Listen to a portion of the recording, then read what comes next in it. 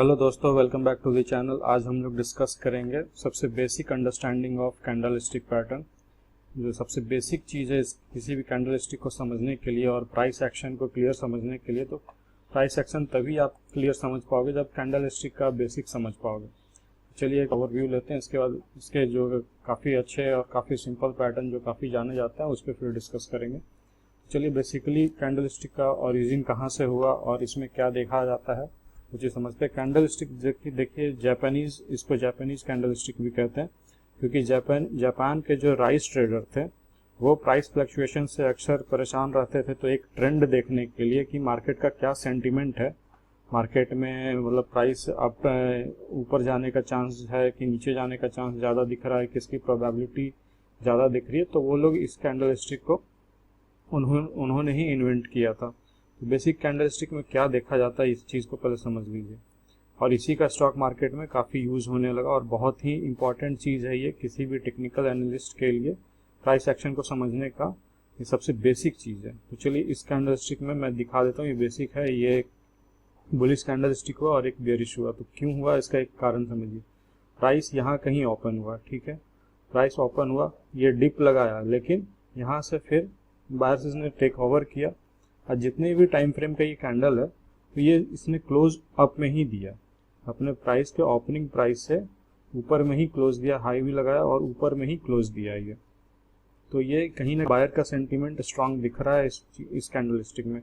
और यहाँ क्या हो रहा है कि प्राइस यहाँ कहीं ऊपर में ओपन हुआ और प्राइस इसके ऊपर क्लोज नहीं जा करके प्राइस कहीं इसके नीचे क्लोज दिखाया, प्राइस यहाँ कहीं पर लो के आसपास में क्लोज दिखाया। तो ये क्या हुआ, ये सेलर का प्रेजेंस दिखा रहा है, इसमें बायर का प्रेजेंस ज़्यादा दिख रहा है इस वाले कैंडल में, और इसमें सेलर का प्रेजेंस ज़्यादा दिखा रहा है। तो ट्रेडिंग बेसिकली है क्या, ट्रेडिंग आप एक प्राइस के सेंटीमेंट को ही ट्रेड करते हैं कि मार्केट का सेंटीमेंट क्या है आज का। अगर इंट्राडे कर रहे हो तो उसमें आप जो भी जितने भी टाइम फ्रेम में 5 मिनट 15 मिनट, तो उसमें प्राइस का सेंटीमेंट क्या है, सेंटीमेंट ही ट्रेड होता है। तो जिसकी भी प्रेजेंस ज़्यादा रहती है उसी साइड ट्रेड लेना प्रॉफिटेबल साबित होता है। ये एक बहुत बेसिक चीज़ हो गया। ये इसका ओपन हो गया, ये इसका क्लोज हो गया, ये हाई हो गया और ये लो गया। लो यहाँ तक गया था लेकिन क्लोज यहाँ कहीं पर दिया, और ये हाई यहाँ तक गया था। ये एक बहुत बेसिक चीज़ हो गया। अब इसी के 2-3 कैंडलस्टिक के मिलाने से या और भी कुछ कुछ पैटर्न बनते हैं। तो वो पैटर्न कैसे, ट्रेंड रिवर्सल या ट्रेंड कंटिन्यूएशन, कैसे वो चीज़ दिखता है, तो चलिए उस पर डिस्कस करते हैं। ये बेसिक आपका क्लियर हो गया कि मार्केट का सेंटीमेंट क्या है, बायर्स ज़्यादा स्ट्रांग है या सेलर ज़्यादा स्ट्रांग है, प्राइस अप होने का चांस प्रोबेबिलिटी ज़्यादा है या लो होने का, प्राइस डाउन होने का लो प्रोबेबिलिटी ज़्यादा है। तो इसी चीज़ को, इसी सेंटीमेंट को ड्राइव करने के लिए ये जापान के ट्रेडर ने, राइस ट्रेडर, जापान के बेसिकली जो राइस ट्रेडर थे उन्होंने ये इन्वेंट किया था काफ़ी समय पहले, और उसके बाद से ये टेक्निकल एनालिसिस करने के लिए ये स्टॉक मार्केट में भी ये चीज़ यूज़ होने लगा। चलिए कुछ बहुत ही अच्छे पैटर्न आपको डिस्कस करते हैं कि उसमें क्या देखा जाता है और क्या उसमें दिख रहा है, उसमें प्राइस एक्शन कैसे क्लियर होता है उस चीज़ का। अब यहाँ देखिए ये कुछ कुछ कैंडलस्टिक पैटर्न है, कुछ बुलिश, ये ऊपर वाले सारे बुलिश कैंडलस्टिक पैटर्न है और नीचे वाले सारे बियरिश कैंडलस्टिक पैटर्न। अब चलिए इस कैंडलस्टिक में प्राइस एक्शन को समझने का कोशिश करते हैं और क्यों ये कैंडलस्टिक पैटर्न काफ़ी ज़्यादा फेमस है और काफ़ी ज़्यादा हाई प्रोबेबिलिटी होते हैं इसके चलने के। अगेन मैं बोल रहा हूँ हाई प्रोबेबिलिटी, ऐसा नहीं है कि ये पैटर्न बनेगा तो आपको एक सक्सेसफुल ट्रेड मिलेगा ही मिलेगा, हाँ, लेकिन चांसेस काफ़ी हाई है, एक अच्छा खासा मूव आपको मिल सकता है। मैं बार बार बोलता हूँ प्रोबेबिलिटी के नज़रिए से देखा कीजिए ट्रेड। स्टॉक मार्केट के यहाँ 100% कुछ भी नहीं होता है, लेकिन हाई प्रोबेबिलिटी जब सेटअप बनता है तभी ट्रेड लिया कीजिए। कहने का सेंस सिंपल ये है। चलिए यहाँ देखते हैं यहाँ क्या हो रहा है। इसको बुलिश इंगल्फिंग कहते हैं। नाम याद रखना बहुत ज़रूरी नहीं है, लेकिन हो क्या रहा है वहाँ वो देखने का कोशिश कीजिए। प्राइस इस रेंज में था, इस छोटे वाले कैंडल के रेंज में था, यहाँ कहीं ना कहीं सेलर का प्रेजेंस दिखा, ठीक है। प्राइस यहाँ ओपन हुआ, यहाँ क्लोज दिया, लो ये लगाया, ठीक है। अब नेक्स्ट कैंडल में जस्ट क्या हो रहा है आप ये देखो, प्राइस लो तो ओपन हुआ, प्राइस यहाँ पर ओपन हुआ, लेकिन बायर ने तुरंत टेक ओवर किया और इस पीछे वाले रेंज का, प्रीवियस कैंडल के रेंज को कंप्लीट खा गया। ये कंप्लीट इसके काफ़ी रेंज के काफ़ी ऊपर में ही हाई भी लगाया और ऊपर में ही क्लोज दिया, यहाँ कहीं क्लोज दिया, यहाँ ओपन हुआ और यहाँ क्लोज दिया। तो यहाँ हो क्या रहा है पहले आप समझने की कोशिश कीजिए। ये जो सेलर का जो रेंज था, सेलर का जो प्रेजेंस था, इस कैंडल में साफ गायब हो गया, यहाँ बायर टेक ओवर कर गया उस चीज़ को। तो कहीं ना कहीं बायर ने सेलर को मात दे दिया, इस कैंडल में सेलर को हरा दिया। और अगर इसको फॉलो अप मिल गया, यहाँ पर एक और ग्रीन कैंडल बन गया, तो इसमें एक हाई प्रोबेबिलिटी बुलिश ट्रेड मिलने का चांस है। तो क्लियर समझ गए कि इसके पीछे का लॉजिक क्या है, इस पैटर्न के पीछे का। इसको बुलिश इंगल्फिंग मतलब पूरा इंगल्फ कर गया, इस पुराने जो इसके जस्ट प्रीवियस जो बियरिश कैंडल था उसको पूरा इंगल्फ कर गया, मतलब खा गया पूरा, ये उस रेंज को पूरा खा गया। और कहीं ना कहीं बायर का प्रेजेंस इसमें क्लियर दिख गया, तभी ये बुलिश इंगल्फिंग कैंडल कहलाते हैं। चलिए, और इसी का जस्ट अपोजिट हो गया ये बियरिश इंगल्फिंग। यहाँ क्या हो रहा है, यहाँ बायर का प्रेजेंस था प्रीवियस कैंडल में, यहाँ कहीं ओपन हुआ और यहाँ कहीं क्लोज दिया, ठीक है। अब नेक्स्ट कैंडल में जस्ट क्या हो रहा है कि प्राइस ऊपर तो ओपन हुआ, ठीक है, इस रेंज के ऊपर ओपन हुआ, लेकिन तुरंत सेलर हावी हो गए इस पर, और सेलर काफ़ी नीचे क्लोज करने में, इसको इस रेंज के भी नीचे क्लोज करने में यहाँ कहीं क्लोज किया, ओपन यहाँ हुआ और क्लोज यहाँ हुआ। तो जस्ट नेक्स्ट कैंडल में क्या हुआ कि बायर को कंप्लीट हरा दिया सेलर ने, और सेलर अपना प्रेजेंस दिखा दिया। अगर यहाँ पे फॉलो अप कैंडल फिर से रेड कैंडल एक बनता है, यहाँ से फिर से एक फॉलो अप कैंडल मिलता है, तो ये कंटिन्यू इधर जाने का, डाउन ट्रेंड जाने का चांस है। इसमें अप ट्रेंड जाने का चांस था, ठीक है, बुलिश इंगल्फिंग, और बेयरिश इंगल्फिंग में इधर डाउन होने का चांस है। यहाँ भी क्या हो रहा है, कंप्लीट इस रेंज को खा जा रहा है। तो जो प्रीवियस में जिनका प्रेजेंस है उसका जस्ट अपोजिट हो जा रहा है नेक्स्ट कैंडल में, तो ये बेयरिश इंगल्फिंग हो गया। ये दोनों कॉन्सेप्ट आपको क्लियर हो गया। अब चलिए नेक्स्ट पे चलते हैं। ये हो गया मॉर्निंग स्टार, ठीक है। मॉर्निंग स्टार में देखिए क्या हो रहा है, इस चीज़ को बहुत अच्छे से समझने की कोशिश कीजिए। पूरी यहाँ पर इस कैंडल में सेलर का प्रेजेंस है, यहाँ कहीं ओपन हुआ, क्लोज यहाँ दिया, एक अच्छा खासा बेयरिश कैंडल यहाँ पे देखने को मिल रहा है। अब जस्ट नेक्स्ट कैंडल में क्या हो रहा है कि एक बहुत अच्छा फाइट चल रहा है। देख लो, रेंज छोटा है इसका, रेंज काफ़ी बड़ा नहीं है, बहुत ज़्यादा हाई बहुत ज़्यादा लो नहीं लगाया, और इस बीच में एक अच्छा टक्कर चल रहा है बायर और सेलर के बीच में। तो इस रेंज में तो कुछ डिसाइड नहीं होगा, लेकिन जस्ट इसके नेक्स्ट कैंडल में यहाँ पे क्या हो रहा है कि बायर टेक ओवर कर गए, इस फाइट को जीत गए। जो फाइट इस कैंडल में चल रहा था बायर और सेलर के बीच में, एक टग ऑफ वार चल रहा था, यहाँ पे बहुत इजीली इन्होंने, बायर ने सेलर को हराते हुए काफ़ी अच्छा क्लोज दिया। और देखिए इस रेंज के ऊपर ही क्लोज दिया, यहाँ तो विन किया ही, और इसके जो प्रीवियस कैंडल का जहाँ पे रेंज था सेलर का, उसके ऊपर यहाँ पे कहीं पे क्लोज दिया, यहाँ ओपन होकर के यहाँ कहीं क्लोज दिया। तो ये हो गया मॉर्निंग स्टार, मतलब जो सेलर का प्रेजेंस था एक अच्छा फाइट करके बायर ने फिर इसे टेक ओवर कर लिया काफ़ी। अब यहाँ जब फॉलो अप कैंडल फिर से एक ग्रीन कैंडल यहाँ बनता है, चांसेस आर वेरी हाई कि ये फिर बुलिश होगा। अब देखिए ये सिर्फ हो जाने से नहीं है, ये कहाँ पे बन रहा है मॉर्निंग स्टार, ये भी बहुत इंपॉर्टेंट है। मैं इसको अगर ये गैप डाउन खुलता है, प्राइस सीधे गैप डाउन खुलता है और वहाँ पर ये एक्शन हो रहा है और फिर से ये वापस इस तरह से जा रहा है, तो भी ये ट्रेड लेने में बहुत अच्छा ट्रेड मिलता है, बहुत अच्छी प्रोबेबिलिटी मिलती है ये। तो ये गैप डाउन क्या अगर आसपास हो रहा है तो बेहतर है ये चीज़ करना। इसी का जस्ट अपोजिट हो गया इवनिंग स्टार, ये सेलिंग के लिए काम आता है। यहाँ देखिए क्या हो रहा है, इस कैंडल में पूरी बुल्स का प्रेजेंस है, यहाँ पर बायर का प्रेजेंस है, बुलिश कैंडल है। अब इसके जस्ट नेक्स्ट कैंडल में इतने छोटे से रेंज में क्या हो रहा है कि बुल और बियर का अच्छा खासा फाइट चल रहा है। तो इस छोटे से रेंज में पता चल रहा है कि ना बुल्स इजीली दे पा रहे हैं और ना सेलर्स इजीली इस लड़ाई को छोड़ पा रहे हैं। इसके जस्ट नेक्स्ट कैंडल में बुल्स ने हाथ खड़े कर दिए और सेलर इसको टेक ओवर कर गया। यहाँ ओपन हुआ, यहाँ क्लोज दिया, इसके प्रीवियस रेंज को भी खा गया, इस वाले कैंडल को भी रेंज को इसके नीचे क्लोज दिया। तो क्लियर दिख रहा है सेंटीमेंट कि यहाँ पे सेलर जीत गए हैं। और अगर इसको फिर से फॉलो अप कैंडल यहाँ पर रेड मिल जाता है तो ये वेरी है कि ये नीचे की तरफ मूव करेगा ये। तो ये दोनों चीज़ आपको क्लियर हो गया, bullish engulfing morning star, bearish engulfing evening star, ये दोनों बुलिश सेंटीमेंट हो गया और ये दोनों बेयरिश सेंटीमेंट हो गया। तो चलिए अब आगे चल कर देखते हैं कि बुलिश स्पिनवर और बेयरिश स्पिनवर क्या होता है। दोस्तों बुलिश स्पिनवर को आप समझते हैं, ये चारों क्लियर हो गया। अब इस पे देखते हैं। ये सबसे मेरा आपको मैंने पहले भी एक विक रिवर्सल करके एक स्ट्रैटेजी का वीडियो बनाया था, मैंने पहले भी बताया था कि मेरा सबसे फेवरेट पैटर्न है। फेवरेट क्यों है? क्योंकि इसकी सक्सेस रेशियो काफ़ी अच्छी रहती है, लेकिन इसका लोकेशन देखिए, हर कैंडलस्टिक का पैटर्न का सिर्फ बन जाना इंपॉर्टेंट नहीं है। मैं बार बार इस चीज़ को बोलता हूँ, लोकेशन कहाँ पर ये कैंडलस्टिक पैटर्न बन रहा है वो भी बहुत इंपॉर्टेंट है। मैं उसका एक ओवरव्यू आपको लास्ट में दे दूंगा। चलिए पहले इसको समझ लेते हैं। बुलिश स्पिन बार, अब देखिए इसमें क्या है, इसमें आपका ये विक बहुत इंपॉर्टेंट है। ये जो विक बन रहा है, ग्रीन और रेड कैंडल बॉडी से नहीं मतलब है उतना, क्योंकि बॉडी इसमें काफ़ी छोटा बनेगा। आपको हमेशा क्या है कि विक काफ़ी लंबा मिलेगा। तो इस विक से आपको क्या पता चल रहा है कि रिजेक्शन मिल रहा है किसी न किसी चीज़ का। किस चीज़ का यहाँ रिजेक्शन हो रहा है, देखिए प्राइस क्या हुआ, प्राइस यहाँ कहीं ओपन हुआ, ठीक है, और ये काफ़ी डाउन गया अपने विक मतलब अपने बॉडी से इंटू 3 टाइम 4 टाइम्स ये आपका रेंज रहेगा इसका कम से कम। तो ये यहाँ क्या दिख रहा है कि प्राइस काफ़ी नीचे ले जाने का सेलर ने कोशिश किया, लेकिन बायर ने तुरंत से इसको रिजेक्शन दिया, तुरंत से इसको पुश किया और क्लोज कहीं यहाँ कहीं पे दिया। मतलब ओपन के आसपास में ही, बहुत ज़्यादा दूर क्लोज नहीं दिया, क्लोज यहीं कहीं पे दिया।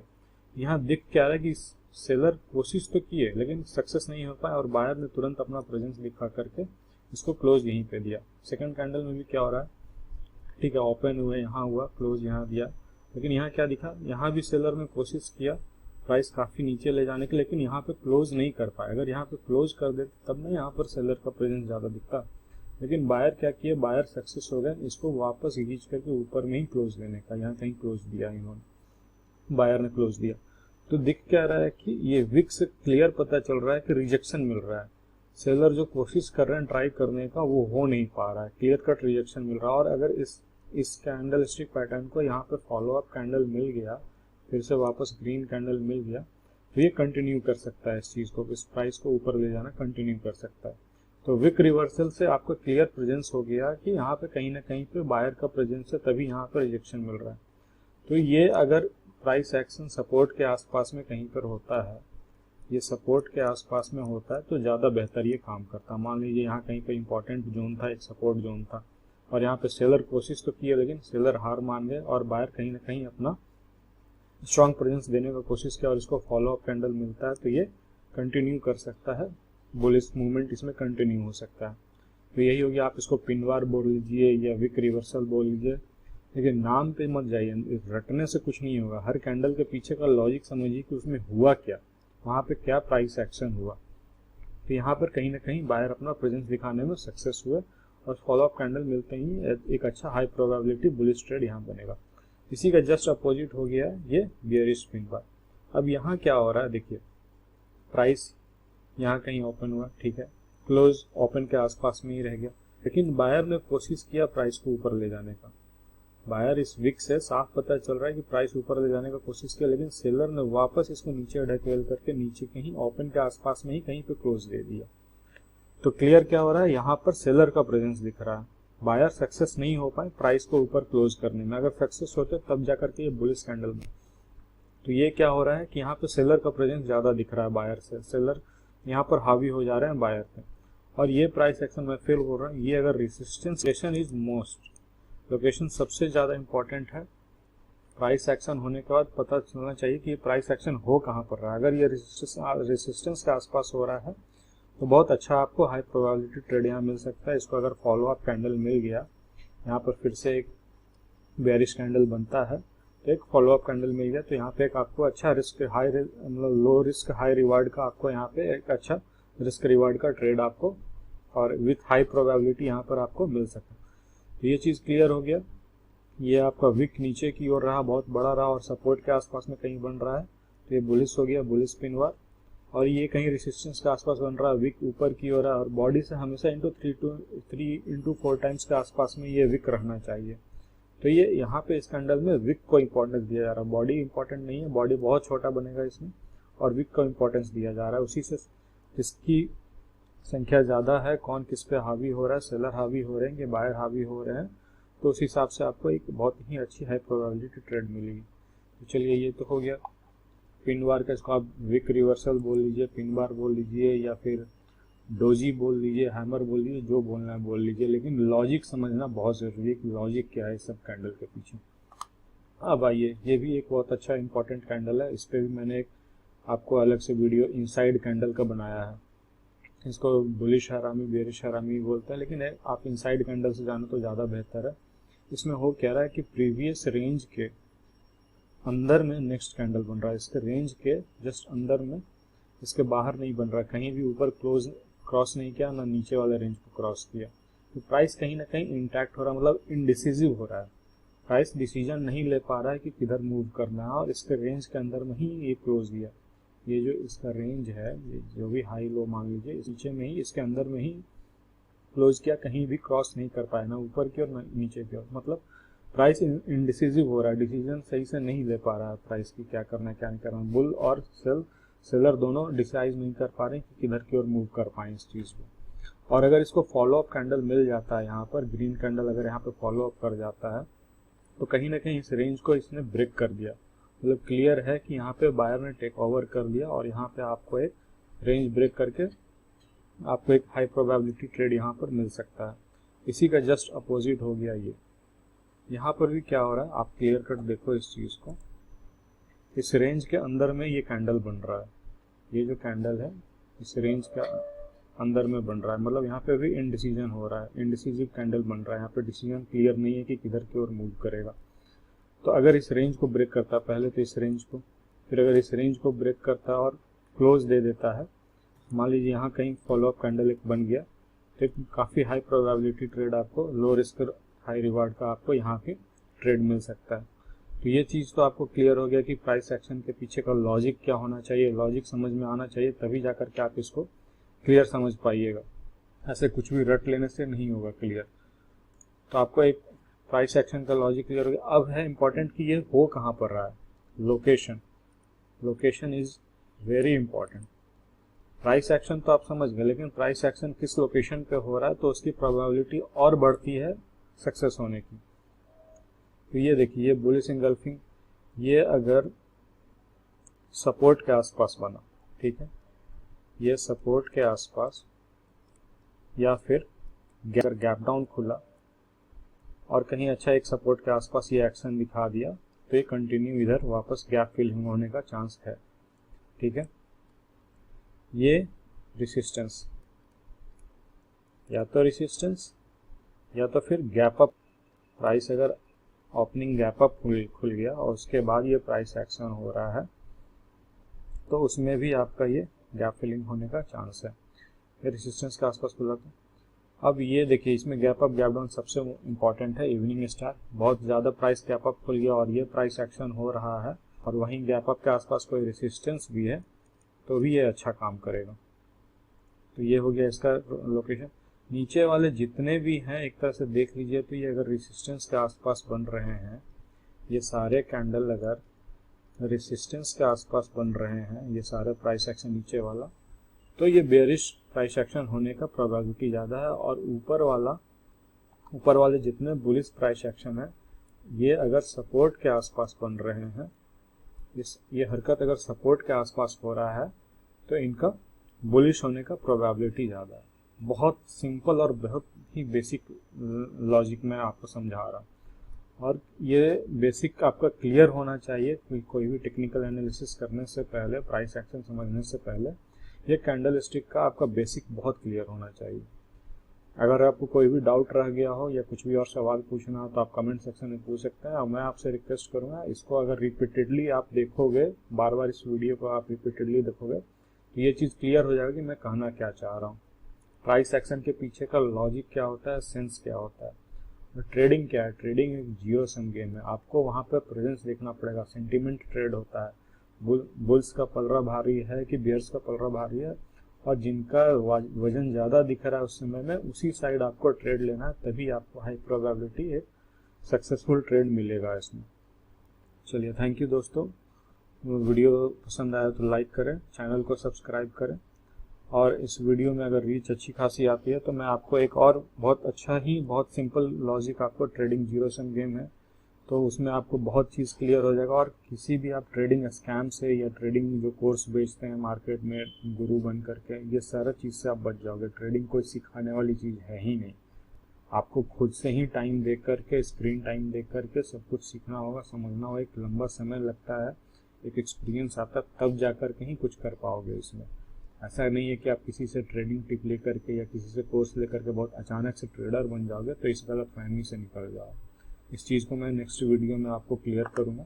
हो सकता है आप इसमें अच्छा खासा रीच दिखाओ, अच्छा खासा इंटरेस्ट दिखाओ इस वीडियो में, तो मुझे वो वीडियो बनाने में भी अच्छा लगेगा।